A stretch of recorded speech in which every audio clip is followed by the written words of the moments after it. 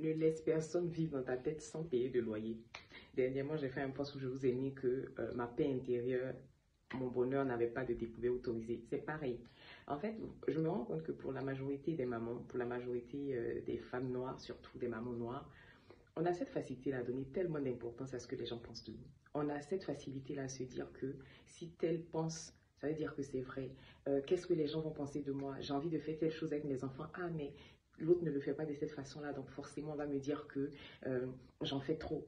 Ne laisse personne vivre dans ta tête sans payer de loyer. Le temps que tu penses aux autres, le temps que tu accordes aux pensées des autres, les gens sont en train de construire leur propre vie à côté. Les gens sont en train de vivre leur propre vie.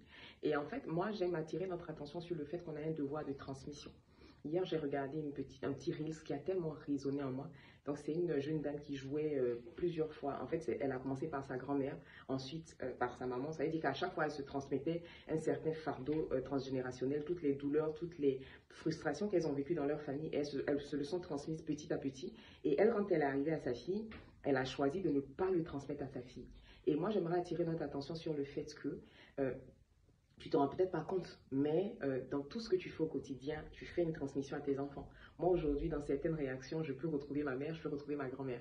Et le travail que j'ai décidé de faire sur moi pour mes 40 ans, qui arrivent à grands pas, c'est de ne pas faire porter ce fardeau-là à mes enfants.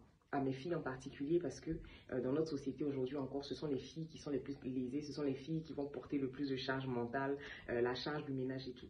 Donc, maman, je te répète encore une fois, ne laisse personne vivre dans ta tête sans payer de loyer et surtout, ferme ta tête à la location tout simplement. La seule voix qui doit résonner en toi, les seules émotions qui doivent te guider, les seules valeurs qui doivent te guider, ce sont les tiennes et pas celles de quelqu'un d'autre. Ne laisse personne transposer sa frustration ou sa négativité sur toi.